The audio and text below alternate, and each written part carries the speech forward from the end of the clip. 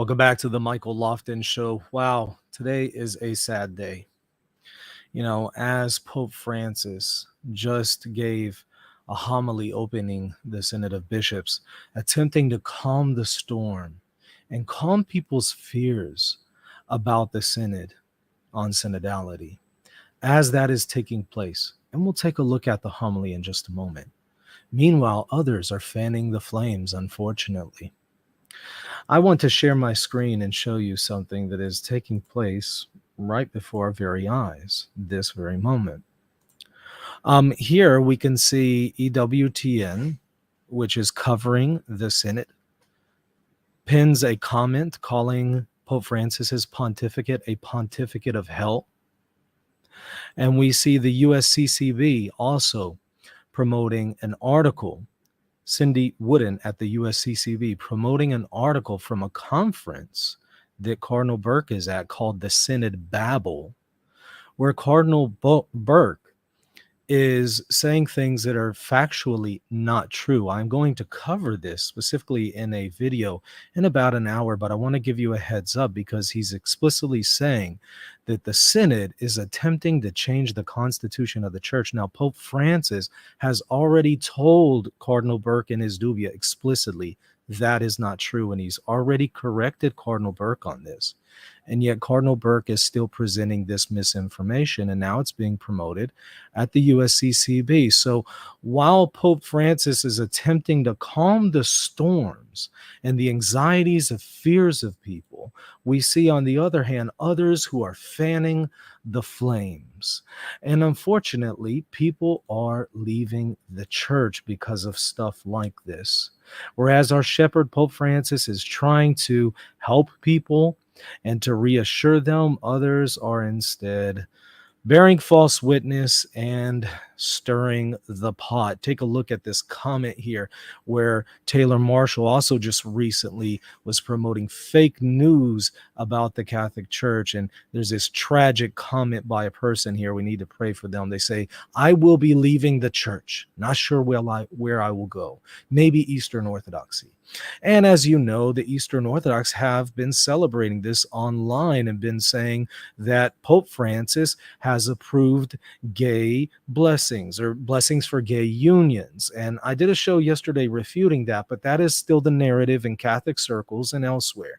And many non-Christians are promoting these lies. So unfortunately, while our Holy Father is trying to calm people's fears, others are fanning the flames and causing people to leave the church, scandalizing souls. And that is truly tragic. This is really impacting people. So let's listen to Pope Francis as he reassures us. He gives us some calming words about the Synod on synodality.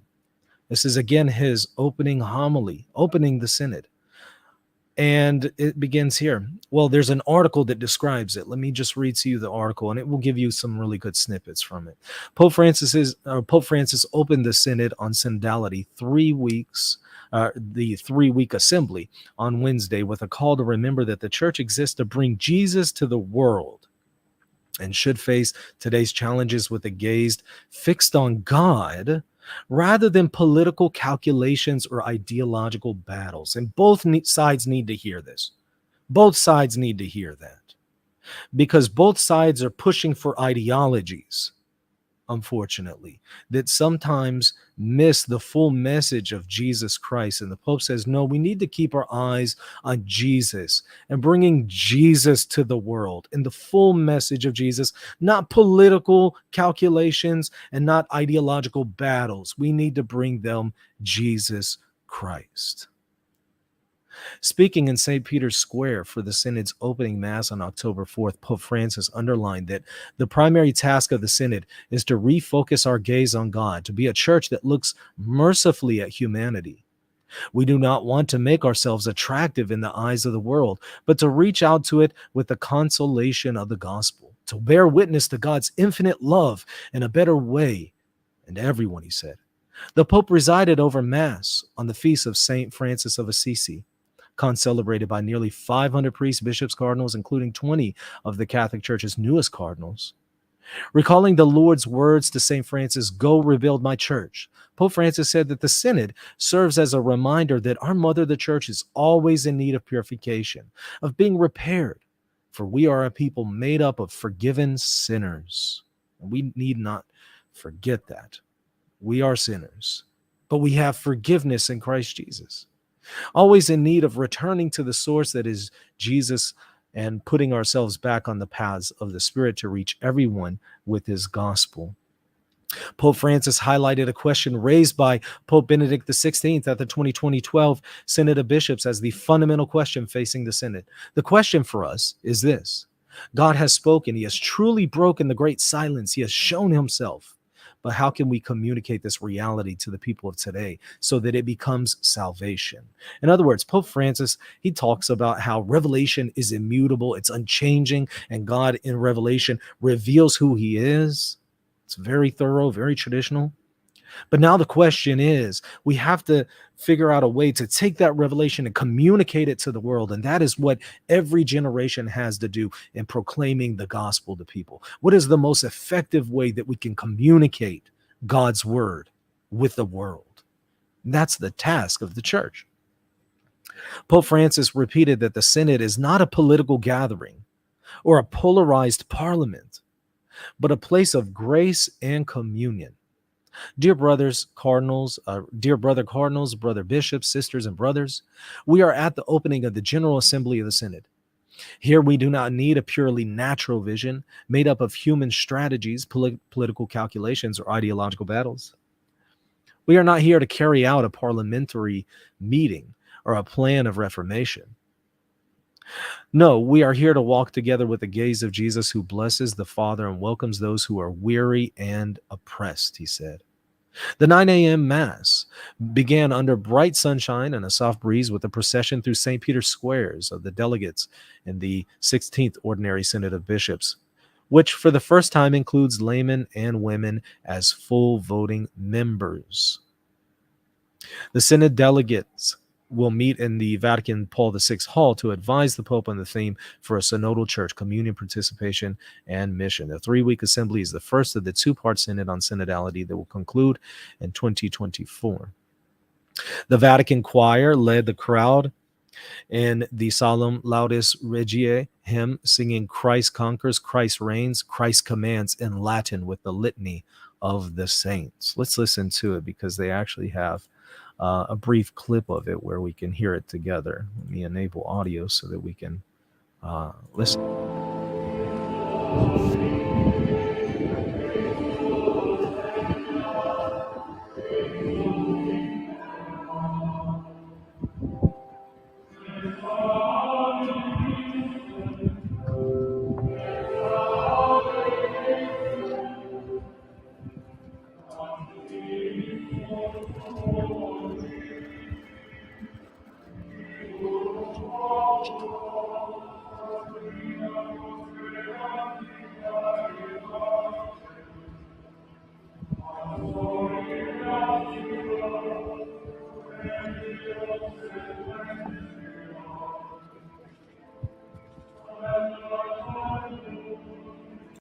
There you go. Very beautiful chant, but evidently this is a pontificate of hell, according to someone at EWTN who pins this comment telling us that Pope Francis's pontificate is a pontificate of hell.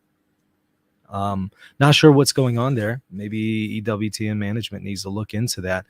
And also maybe whoever is over the management here with the website at USCCB needs to ask some questions here, because let me go ahead and cover what Cardinal Burke is saying here rather than in a separate stream, because I want to compare what we just saw from our shepherd, Pope Francis, that calm, reassuring voice that we just heard from Pope Francis. And I want to compare it to what we're hearing from Cardinal Burke simultaneously, and also address some of the misinformation that he has already been corrected on by our Holy Father, Pope Francis, and yet he still continues to promote this misinformation. I don't know why.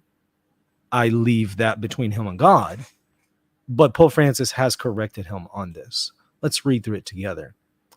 So here's a picture of Cardinal Burke arriving at the stage to participate at a conference, the Synodal Babel in Rome on October 3rd. So he's part of a conference called the Synodal Babel, Babel, right? Tower of Babel. Okay. U.S. Cardinal Burke said when he and 4 other cardinals formally asked Pope Francis to respond to questions related to the Synod on synodality, they were seeking reassurances about the perennial truths taught by the Church and not attacking the person of Pope Francis. Well, they received that because Pope Francis did affirm the perennial truths and explicitly affirmed that divine revelation is immutable and the faith cannot change. So I already did a whole video going through the dubia in detail. I'll put it in the show notes. You're welcome to watch it. But he gave them the reassurance that they needed. Unfortunately, people in the press, especially in Catholic media, are promoting lies, saying that Pope Francis has given the green light to promoting or to blessing same-sex unions. I did a show last night demonstrating that that is not the actual position that Pope Francis puts forward in question 2, paragraph E, for instance, of his response to the July dubia. So maybe go and watch that video where you'll see where this is fake Catholic news being promoted and that is leading people outside of the church and possibly on the path to hell. It's leading people outside of the church, which puts them, objectively speaking, on a path to hell. So this is serious stuff.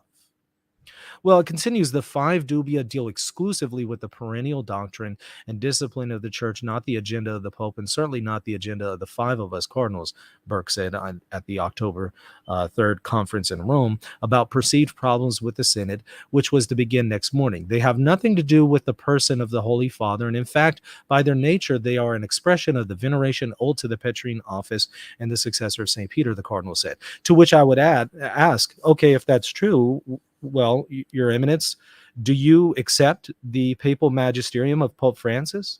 He has already told us he doesn't believe that Amor Laetitia is magisterial when it is, so we know he doesn't assent to that. He received this response from the dubia, and yet he still persists with something contrary to what the dubia says. So I do have to ask the question, if this is the case, he is venerating the Petrine office, then I have to ask, with all due respect, Your Eminence, do you assent to the teachings and decisions of this pontificate that right now is in succession to St. Peter? Because what I'm seeing from Cardinal Burke is in conflict with what the successor of St. Peter is saying on a number of issues. So if he's going to appeal to his veneration for the Petrine office, I then have to ask, does that then apply to assenting to the Pope's magisterium? And if not, will he please tell that to people that he rejects something that Pope Francis teaches? Or if he assents to it, will he please tell that to people so that they too can assent to those things and be assured that the cardinal assents to those teachings and decisions and that others will follow suit? I would like some clarification for Cardinal Burke there. Cardinal Burke, a former Vatican official now with a portfolio, spoke at a conference the day after he made public the questions called dubia, and the Vatican published a lengthy reply that Pope Francis had written to the cardinals in July when they first posed the question. In writing the questions, the Pope, Cardinal Burke, was joined by Bram Mueller, Iniguez, Sarah, and Cardinal Zen. The questions regarded the interpretation of Scripture, the possibility of blessing same-sex unions, the Pope's assertion that synodality is a constitutive dimension of the Church. See, right there, Pope Francis has addressed this question, but you're going to see it resurface in just a moment. The ordination of women and whether repentance is necessary for a person to receive absolution. In a theater near the Vatican, Cardinal Burke was joined by U.S. Father Gerald Murray, a canon lawyer and frequent commenter on EWTN. By the way, Father Murray has assigned a document publicly saying that the papacy teaches heresy. Yes, I pointed this out. He is one of the signatories. He has not revoked it. He, as well as Bishop Strickland and Bishop Athanasius Schneider and others, have publicly signed a document saying Pope Francis in his magisterium teaches heresy in Desiderio Desideravi. Now, Pope Francis in his dubia reply actually puts that notion to rest, because what they accused him of, he completely repudiates in his response to Cardinal Burke. So my question to Father Murray is, will Father Murray come out and apologize for falsely accusing the papacy of heresy? And will Bishop Strickland and Bishop Schneider do the same? Because Pope Francis has corrected them. and they are now shown to have been in error, will they come out and retract their signatures? But it continues. U.S. Father Gerald Murray, a canon lawyer and frequent commenter on EWTN, and by an Italian philosophy professor at the conference titled Synodal Babel. The editor of the Italian Catholic news site that sponsored the conference said that the title was chosen because Babel, like the Synod in his opinion, describes the situation of confusion. Well, with all due respect, whatever confusion that we've seen from this pontificate has been completely magnified by many people in this category. Many people in this group have created an artificial confusion. Case in point, the dubia that Pope Francis gives to Cardinal Burke completely does not say yes to same-sex blessings. And yet we're seeing headlines, Pope says yes to same-sex blessings. So tell me that's not an artificial confusion. Whatever confusion might be there from Pope Francis and others, it's magnified 1,000 times more by people in the Catholic media. So much of the confusion is artificial, it's contrived, it's made up, it's created. The conference took place at the 364 full members of the Synod, or as the 364 full members of the Synod, mainly cardinals and bishops, were ending a 3-day spiritual retreat outside Rome. When Cardinal Burke mentioned the dubia in his speech, he was greeted with applause by an audience of about 200 people, including laity and priests. Cardinal Sarah was seated in the front row. Now let's see what Cardinal Burke says, and then we're going to compare it to what Pope Francis actually said to Cardinal Burke. The Cardinal said the purpose of the Synod on synodality was to profoundly modify the hierarchical constitution of the church and to weaken its teaching on moral issues. So literally, as of yesterday, today's October 4th, October 3rd is when Cardinal Burke said this. Now, Pope Francis has already corrected him on this. When did Pope Francis correct him on this? July.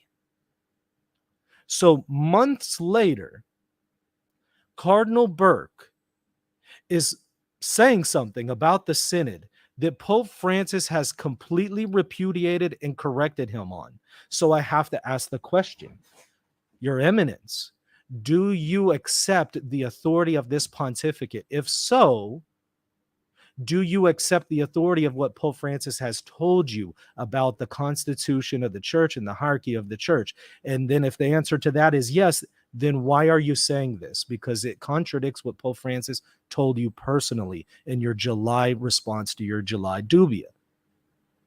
I know I went over it before, but let's go over it again. Let's take a look at it together. Let's go to Cardinal Burke's website and let's look at the dubia response that he eventually posted, although initially, as I've demonstrated, and according to the cardinals, they were not going to post for us. They were going to unfortunately leave us in the dark, and we only know about it because the Vatican actually came out and posted it. And now they add it to the website. Okay, well, that's a whole nother issue. Let's go to the response of Pope Francis to the dubia from his website. So we're going to read his English version. So this is what Pope Francis told the Cardinal Burke. And we're going to go to it here. Let me find it. Let's see. I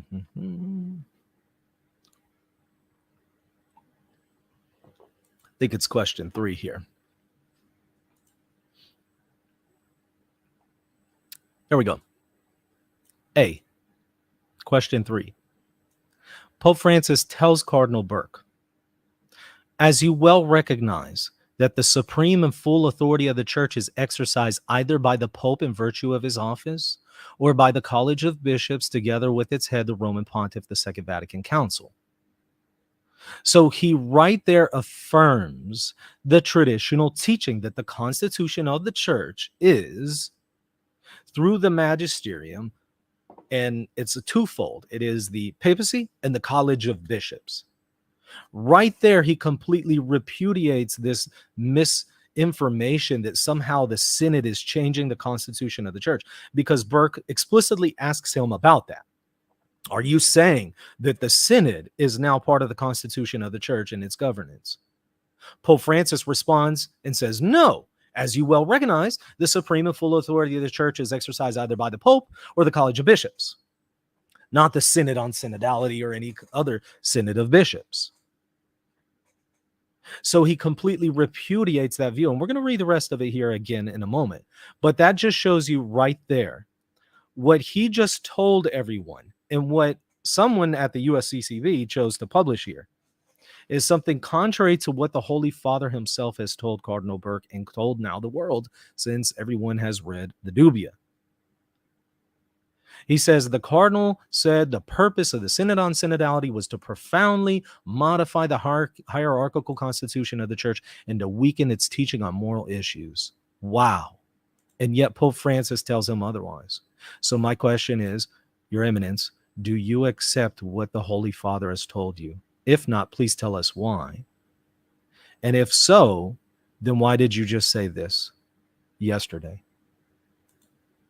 It continues, though. Nevertheless, with these dubia, you yourselves, you cardinals, including Cardinal Burke, manifest your need to participate, to give freely your opinion and to collaborate, and thus claim some form of synodality in the exercise of my ministry. So he's saying, look, Cardinal Burke and others, you're knocking the Synod on Synodality, but you, by even submitting this dubia to me, are proving the need for synodality because you want to collaborate with me. You want to ask my opinion. You want to offer your thoughts. Well, that's exactly what the Synod of Bishops is. It's an opportunity for bishops, priests, lay faithful, and monks, people from all walks of life to express their opinions.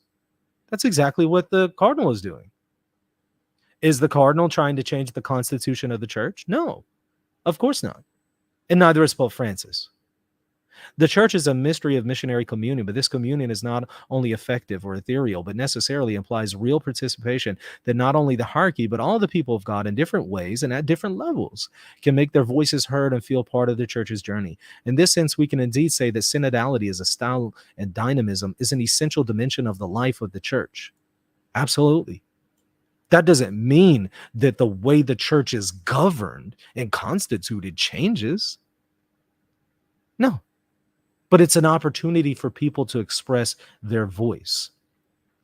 It is quite another thing to sacralize and impose a particular synodal methodology that one group likes and to make it the norm and the obligatory channel for all, because this would only lead to freezing the synodal path, ignoring the different characteristics of the various particular churches and varied riches of the universal church. And certainly there's some other things that would also, again, correct what we've seen here from Cardinal Burke. And so I encourage you to watch it, watch the video that I did reviewing this whole thing. But Pope Francis, again, has already corrected Cardinal Burke on this. I don't know why he has come out and said this. It really leaves me scratching my head. But the situation actually gets worse. Cardinal Burke continues, our Lord Jesus Christ, who is our only Savior, is not at the root and center of synodality, he told the conference. Wow.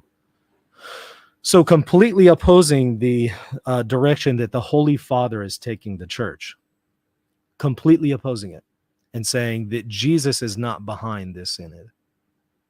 Wow. Wow.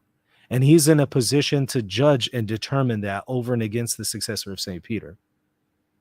He continues, this is why it overlooks and truthfully forgets the divine nature of the church. Pope Francis and the synod is forgetting the divine nature of the church. We just saw Pope Francis affirm the divine nature of the church. What? Much of Cardinal Burke's talk focused on similarities he found in Pope Francis's reform of the Roman Curia and the Pope's vision of a synodal church, both of which he said seek to profoundly modify the hierarchical constitution of the church. But Pope Francis already corrected him on that. This is not true. What Cardinal Burke is saying is not true, and he has been corrected by the successor of St. Peter. And for some reason, he has not stood corrected. Instead, he's now disseminating all kinds of fear and false information. People are going to really panic and think, oh, wow, Pope Francis is trying to change the constitution and the essential constitution of the church. Notice and compare the message of Cardinal Burke with what Francis was giving us. Pope Francis was being reassuring to us. He was calming the storm. He was being a good pastor and shepherding souls and putting us at ease, while others are fanning the flames with false accusations that have already been corrected by the successor of St. Peter. A weakening of the church's identity as one holy Catholic and apostolic in favor of a synodal church, he said, has a further consequence a weakening of its teaching and moral matters, as well as in its church discipline. So Pope Francis, according to Cardinal Burke, is trying to change the constitution of the church and is weakening its moral matters and church discipline. He is saying this about the successor of St. Peter, which he says he venerates. Bishops and cardinals today need much courage to confront the grave errors that are coming from within the church itself. And make no mistake about it, he's saying from Pope Francis himself, because Pope Francis is the one calling for the Synod on synodality. And he has put the question to Pope Francis personally: are you trying to change the constitution of the church? Pope Francis tells him no. As you know, the constitution of the church, that is its governing constitution, its magisterial constitution, is exercised either by the Pope or the College of Bishops. And that isn't changing. But that doesn't take away for a need on synodality, because you yourself, Cardinal Burke, he tells them, are wanting to participate in synodality by asking me your questions. So Cardinal Burke testifies to the need for synodality in even sending him the dubia, and then goes and calls it a grave error, not actually seeing that what he calls a grave error is actually what Cardinal Burke is himself doing and participating in. And so he's attributing a grave error to the successor of St. Peter. Cardinal Burke said, "The sheep depend on the courage of the shepherds, who must protect them from the poison of confusion, error, and danger." So Cardinal Burke is saying that we need other shepherds to protect us from the poison of Pope Francis. Now, compare this to Pastor Eternus, chapter 4, paragraph 6 and 7. This speaks of the Pope as the one who protects us from error and from schism and from division. Is what he's saying about the Holy Father here consistent with Pastor Eternus from Vatican I? I would submit to you that you go and read it and ask yourself that question. Or maybe go and watch my video on Vatican I ecclesiology where I go over this. But he's saying we have to be protected from the poison and confusion and error and division that Pope Francis is causing. Well, if that's true, according to Pastor Eternus, the Catholic Church has falsified itself. I don't know why we need to be Catholic at this point. If what Cardinal Burke is saying is true, why are we Catholic? According to Pastor Eternus, the Catholic Church has falsified itself. The first half of Father Murray's presentation focused on Pope Francis's decision that some non-bishops, priests, and religious laymen and women would participate in the Synod Assembly as full members, including with the right to vote. Right. There's nothing wrong with that, because it is not actually a council. It is a consultative body. What Father Murray misses, and I've already corrected him on this, is we've actually had ecumenical councils where laymen voted. So not just a synod on synodality, not just a synod of bishops. We've had an ecumenical council where laymen have voted. It's called the Council of Constance. We not only have that, but we have what's called the Fifth Ecumenical Council, Constantinople II in 553, where a layman directed the entire thing and determined its outcome from start to finish. And if the bishops didn't agree, he forced them to agree. And if they don't like it, he could just depose that bishop and put in a new bishop who would agree with his agenda. And so the Fifth Ecumenical Council was orchestrated and determined in advance by a layman. Now, does that change the constitution of the church? No. And I've gone into detail on how it does it. But if you're going to fault the Synod of Bishops, which isn't even a magisterial organ per canon law, Code 343, and Pope Francis has confirmed that, if it's not even a magisterial organ, but it's not okay to have lay participation there, then what do you do when you have an entire ecumenical council that had lay participation voting? What do you do with that? It's inconsistent. This is a really bad argument, and it's fear-mongering. It's trying to get us all stirred up thinking that the church, the Pope is trying to change the constitution of the church. Nonsense. And he's already corrected that And it was a bad argument to begin with, and a short-sighted argument, yet it's still being promoted. And now we find it on the page of USCCB. I would have hoped what we would have found promoted on USCCB was articles by U.S. bishops reassuring us, being a reassuring voice, guiding the faithful, saying, hey, calm down. It's okay. The church isn't going to change its hierarchy. The Pope isn't out to destroy the church. I would have hoped that we would have had some articles reassuring us. Instead, we find an article on the USCCB promoted by someone here saying this stuff and stirring people up and content that is bearing false witness. The change, Father Murray said, ignores the essential distinction between ordained and non-ordained in the church. No, it doesn't, because this is not a magisterial organ. And again, you have a problem with two ecumenical councils when you propose this bad argument.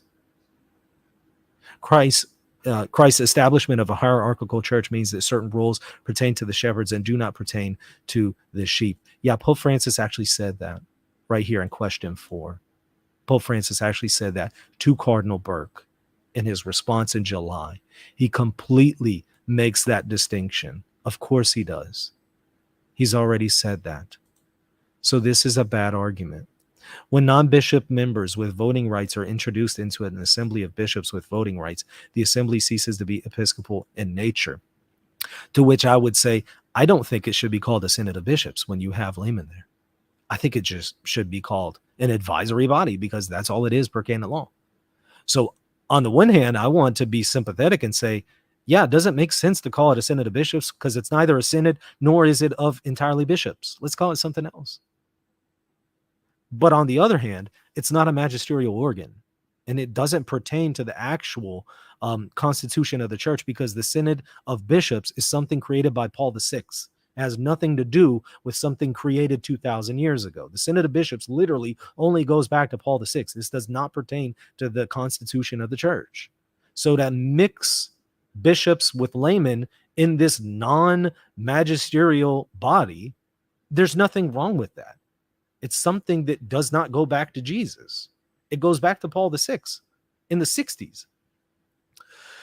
He said, and thus has no standing in the church's canon law. So he wants to say that there are problems with this canonically, even though the promulgator of canon law says otherwise. The promulgator of canon law would be the Pope, but for some reason he says otherwise.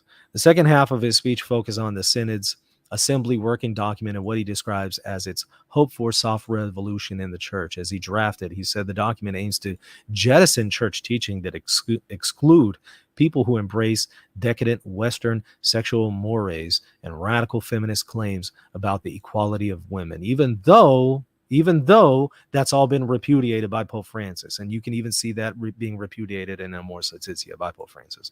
The church of me, myself, and I, where each person recognizes himself in his personally curated set of beliefs, kind of like what Father Murray is doing here in setting himself in opposition to the magisterium. That's ironic, because this is exactly what he's doing. In the religion of self-worship, in which God is relegated to the role of the divine affirmer of whatever each one decides to believe, kind of like what Father Murray is doing, where he thinks that what he is doing is backed by God when it's not. He's setting himself in opposition to the magisterium. And I'll tell you this, in church history, as I've mentioned before, every single time you set yourself in opposition to the magisterium in church history, you're on the loser side. You're on the schismatic side. You're on the side that's always condemned. You're on the side that's always schismatic, and then it becomes heretical as well. You're always on the side that is at war with the successor of St. Peter, because the magisterium is gathered around the successor of St. Peter. That is how we identify it. You can't have a magisterium without the successor of St. Peter, because even the College of Bishops is not a College of Bishops without its communion with Peter and without its approbation of Peter. You set yourself in opposition to the magisterium, you're on the losing side of history. And I'll tell you this, everyone who is doing that right now, maybe 100 years from now, they're going to look back on it and they're going to judge everyone who opposed this pontificate and its magisterium. I'm not saying you can't disagree with some things Pope Francis says, outside of his magisterium. I'm not saying that you have to agree with every prudential decision he makes, but when you oppose the magisterium itself, what he is teaching and how he is taking the church, how he is governing the church, when you set yourself in opposition to that, you're setting yourself in opposition to the successor of St. Peter. And again, the future Catholics will look back on our times and they will condemn and they will judge those people who set themselves in opposition to the Holy See, just like we do in every previous generation. We look back in church history and we say, oh, Arius was wrong, or the Donatists were wrong, or this or that was wrong. This group of people were wrong. We look back and we say that because they were people who had opposed the magisterium. Luther was wrong, and so on. We do that to previous generations. Guess what? We in our generation, us right now, we will be judged by future Catholics, and they will judge us by the same standards, and they will say, you set yourself in opposition to the magisterium. And they'll judge us in the same way they judged Luther and others who did the same thing. You're on the wrong side of church history if you oppose this magisterium. It's as simple as that. And what we're seeing is a large group of people who are doing just that. And I don't think that they're going to be judged very well by the future generations of Catholics. Stick with the magisterium and you'll be safe. Set yourself in opposition to it. You will always do so to the destruction of your own soul.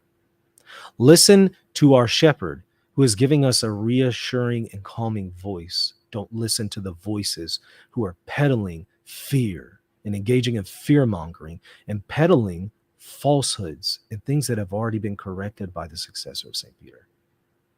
Mark who those people are who are setting themselves in opposition to the papacy, and know that is not a person to be listening to, because that is a person who is stirring things up and creating controversy rather than following the successor of St. Peter.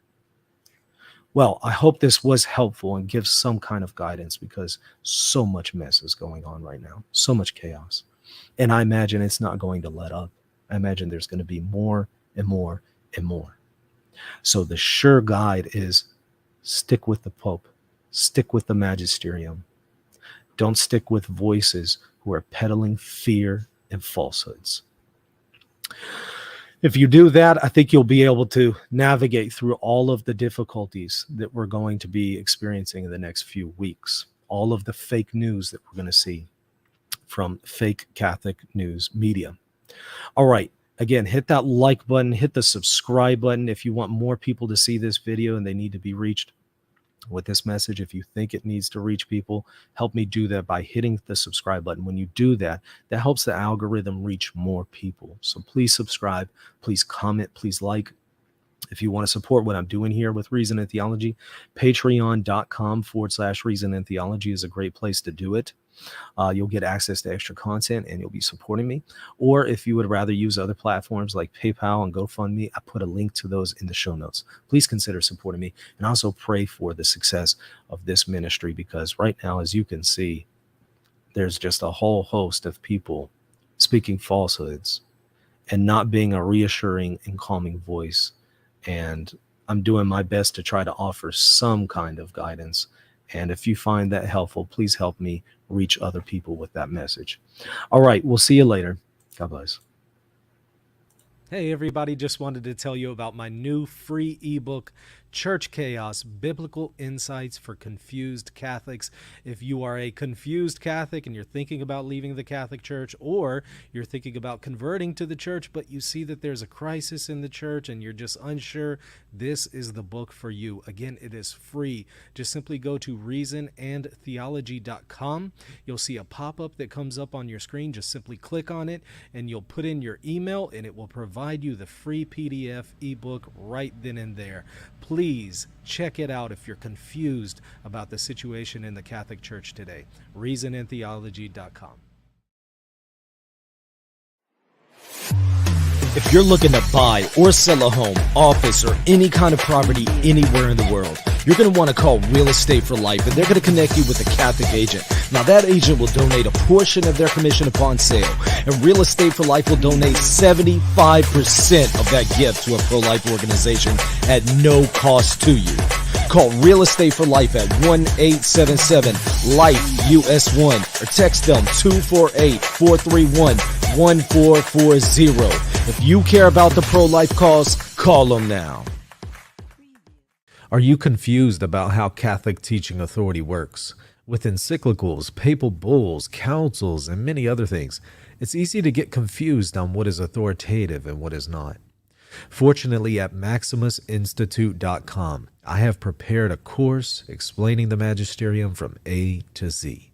Visit the website and check out the course Understanding the Magisterium for more information.